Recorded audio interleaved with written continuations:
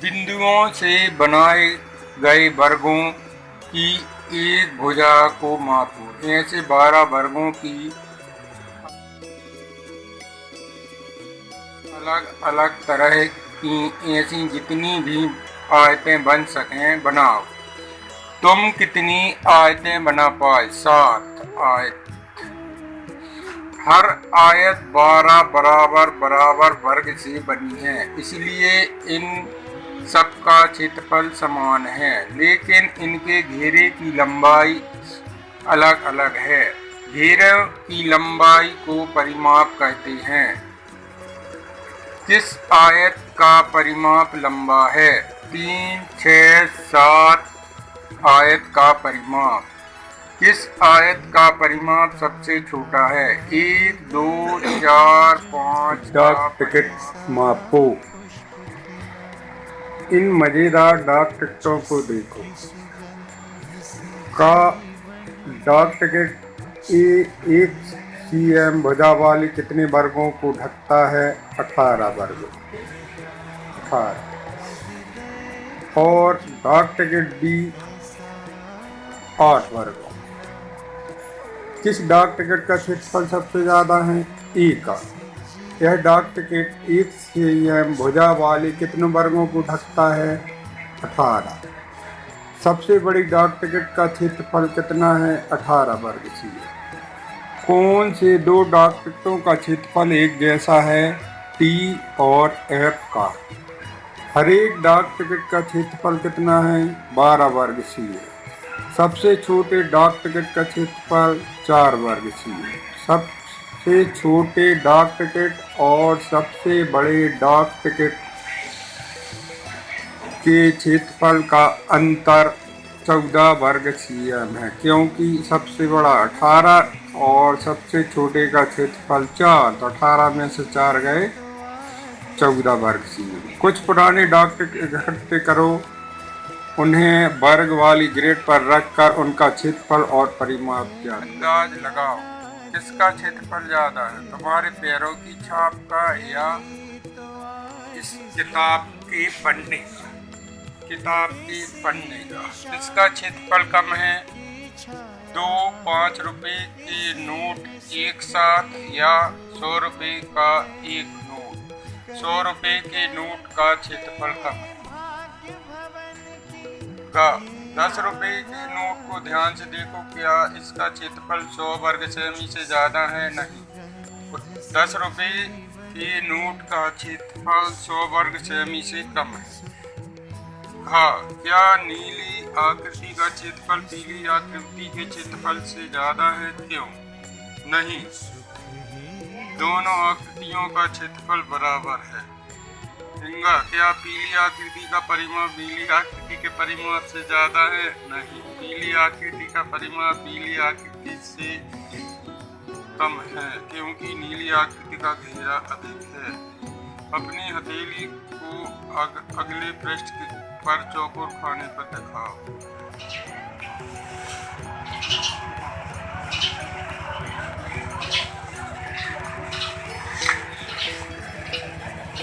मेरे पैरों के निशान का क्षेत्रफल कितना है? हाथी। मेरी त्वचा में बहुत सी तहें हैं, इसलिए मेरा क्षेत्रफल ज़्यादा है। मेरे पूरे शरीर पर हवा मुझे ठंडा रखती है।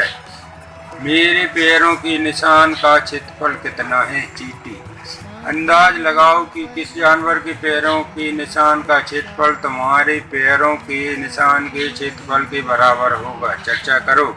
बंदर का पैर हमारे पैर के बराबर होता है। कुछ जानवरों के पैरों के निशान असली माप में नीचे दिए गए हैं, उनके पैरों के क्षेत्रफल का अंदाज लगाओ। मुर्गी 3 वर्ग सेमी के लगभग होता है मुर्गी के पैर का क्षेत्रफल। कुत्ते के 9 वर्ग सेमी के लगभग होता है कुत्ते के पैर का क्षेत्रफल जल्दी मालूम करने के लिए इस प्रकार के बड़े वर्ग और आयत बनाओ। ए का क्षेत्रफल 4 पूरे 13 आधे 14 वर्ग सेमी। बी का क्षेत्रफल 6 पूरे 10 आधे 11 सेमी। सी का क्षेत्रफल निकालने के लिए पूरे वर्ग 5 n 10 आधे 5 9 वर्ग। डी का क्षेत्रफल निकालने के लिए 5 पूरे 4 आधे 7 वर्ग सेंटीमीटर। ई का क्षेत्रफल निकालने के लिए पूरे वर्ग 98 इस तरह बांटे, धन 30 आधे वर्ग 15 113 वर्ग सेंटीमीटर। इसी तरह अपन त्रिभुज का क्षेत्रफल कितना है। त्रिभुज क्या यह आकृति बड़े आयत की आधी है। इस त्रिभुज का क्षेत्रफल कितना है। त्रिभुज का क्षेत्रफल 2 वर्ग cm क्षेत्रफल के आयत का आधा है। इसका क्षेत्रफल 1 वर्ग सेमी होगा। 2 को आधा 1 वर्ग सेमी। इस आयत को देखो ध्यान से। क्या यह आकृति बड़े आयत की आधी है। ध्यान से देखो ये जो हाँ, इसलिए यह बड़ी आकृति का आधी है, इसलिए इसका क्षेत्रफल 8 का आधा 4 cm है। नीचे दी गई आकृतियों का क्षेत्रफल वर्ग cm में लिखो। ए 6 सेमी 6 वर्ग सेमी 12 वर्ग में बना है। 12 वर्ग का आधा 6 वर्ग सेमी। 9 वर्ग सेमी बी 9 वर्ग सेमी। सी 4 वर्ग सेमी। डी 6 वर्ग सेमी। ई 21 वर्ग सेमी। एफ 8 आए गए दोनों बड़े त्रिभुजों का क्षेत्रफल बराबर है। समीना 12/2 या 12 वर्गों में बना है, उसका आधा 6 वर्ग सेमी।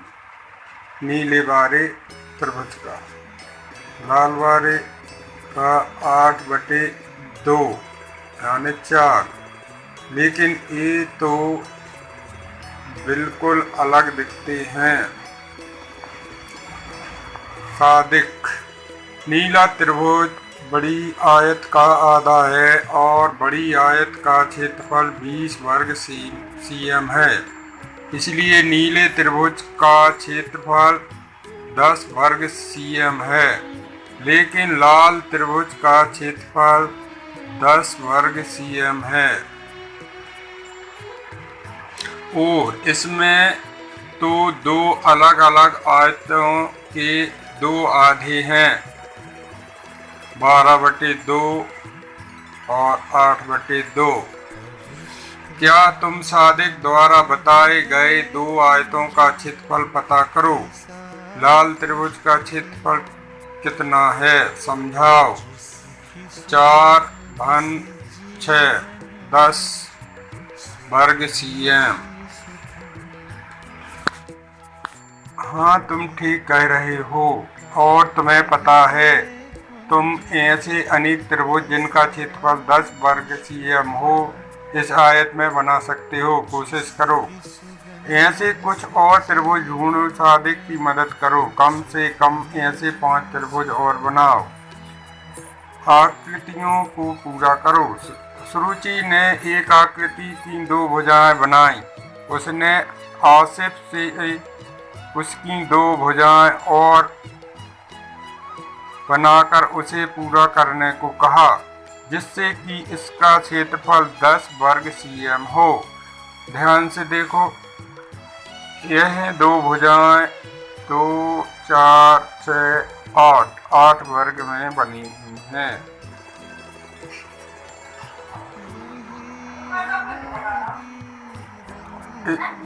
उसने आकृति कुछ इस तरह पूरी की। 8 के आधे 4 और 6 के आधे 12 के आधे 6। हरा वाला 4 पीला 6 यानी 10 यानी सही किया उसने। तुमने यह कैसे किया। ओह, यह तो आसान है। अगर तुम हरे भाग को देखो तो यह 4 वर्ग सीएम है। उसके नीचे पीला भाग 6 वर्ग सीएम है। इसलिए मेरी इस आकृति का क्षेत्रफल 10 वर्ग सीएम है। क्या वह सही है? चर्चा करो। हाँ, बिल्कुल सही है। समझाओ कि आकृति का हरा भाग 4 वर्ग सीएम और पीला भाग 6 वर्ग सीएम कैसे है? हरा भाग 8 वर्ग में बना है, उसका आधा 4 वर्ग सीएम होगा, और पीला भाग 12 वर्ग के आधे में बना, अतः उसका 6 वर्ग सीएम होगा। अतः इसका क्षेत्रफल 10 वर्ग सीएम। बिल्कुल सही। ओह, मैं इसे किसी और तरह से कर रही थी। अगर तुम इसे इस तरह बनाओ तो भी क्षेत्रफल 10 वर्ग से सेमी ही होगा। क्या सुरुचि ठीक है? नीले भाग का क्षेत्रफल कितना है? समझाओ। नीले का 6 और हरे का 4। हाँ, सुरुचि ठीक है।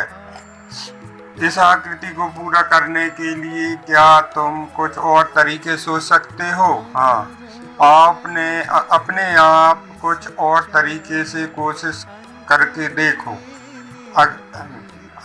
अब घर पर अपने दोस्तों से इसे हल करने को कहो। अभ्यास का समय।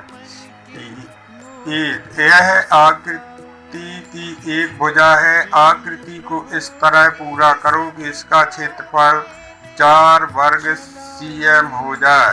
ध्यान से देखो, यह 1 2 3 4 वर्ग सीएम में बनी है। ध्यान से देखो, अब आकृति 8 वर्ग के आधे में बनी है, अतः इसका क्षेत्रफल 4 वर्ग सेमी होगा। देखो, 2 4 6 8 8 4 के आधे 2 और इस 4 के आधे 2, यानी 4 वर्ग सेमी हो जाएगा।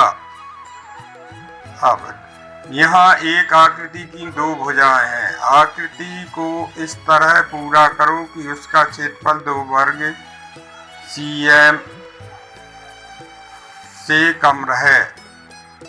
यह आकृति 4 वर्ग में बनी है, तो ये 4 के आधे 2, थोड़ा कम कर दो, टेढ़ा कर दो, इसके 2 वर्ग से कम क्षेत्रफल होगा। यह 2 वर्ग होगा से कम। यहाँ 20 वर्ग सीएम क्षेत्रफल का एक आयत है। नंबर 1, इस आयत में एक सीधी रेखा इस तरह खींचो कि इसमें 2 त्रिभुज बन जाएं। हर एक त्रिभुज का क्षेत्रफल कितना? 20 को आधा करने पर 10 वर्ग सीएम हर एक का क्षेत्रफल होगा। एक सीधी रेखा खींचकर इस आयत को 2 बराबर भागों में बांटो। छोटी आयत का क्षेत्रफल कितना होगा? अगर ये सीधी रेखा खींचे तो 1 और 1 2, 10 10 वर्ग सेमी के होंगे। दो सीधी रेखाएं खींचकर इस आयत को एक आयत और 2 बराबर त्रिभुज में बांटो। 2 सीधी रेखा खींची, 1 और 1 ऐसे खींचे तो आयत का क्षेत्रफल कितना होगा? सीधी रेखा खींचे में 10 और हर एक आयत का क्षेत्रफल 5 5 वर्ग सेमी। 5 वर्गों की पहेली। पृष्ठ क्रमांक 45 दिए गए वर्गीकृत कागज के एक वर्ग की एक भुजा मापो। ऐसे ही 5 वर्गों की सहायता से तुम जितनी आकृतियां बना सकते हो बनाओ। 3 आकृतियां तुम्हारी सहायता के लिए बनाई गई हैं। 3 वर्ग सेमी की अपनी टाइल का उपयोग करते हुए पैटर्न बनाओ। पर ट्रेस करो, लेकिन ध्यान रहे कि उनके बीच में खाली जगह ना हो। जीरी ने अपनी पीली टाइल से एक पैटर्न बनाया। उसका एक टाइल का क्षेत्रफल कितने वर्ग सेमी है? 3 वर्ग सेमी का वर्ग बनाया है, अतः टाइल्स का क्षेत्रफल हो गया 3 गुणे 3 9 वर्ग सेमी। उसने कितनी टाइल्स का उपयोग किया? 48 टाइल्स का उपयोग किया है उसने। जीरी द्वारा यहाँ बनाए गए फर्श के पैटर्न का क्षेत्रफल क्या है? कुल टाइल्स का प्रयोग 48, एक टाइल का क्षेत्रफल 9, तो फर्श का क्षेत्रफल 48 गुणे 9 472 वर्ग सेमी। जीरी ने कुछ और टाइलें बनाने की कोशिश की, जिसमें उसने 2 cm की नीचे दी गई आकृतियां बनाई। आकृति ध्यान, ए आकृति, बी आकृति, सी और डी। बिना किसी खाली जगह के कौन सी आकृति फर्श को पूरा भर सकती है? चर्चा करो। इन आकृतियों का क्षेत्रफल कितना है? तो बिना खाली जगह के टाइल्स सी, बिना किसी जगह खाली के फर्श पूरा करेगी सी। ध्यान से देखिए। इन आकृतियों से टाइल करके अपनी कॉपी में अलग अलग चित्र बनाओ। आकृति का क्षेत्रफल कितना होगी? 2 गुणे 2 4 वर्ग सेमी। अब एक वर्ग में से तुम अपनी नई टाइल्स बनाओ। किया जा सकता है, कोशिश करो। विद्यार्थी से नई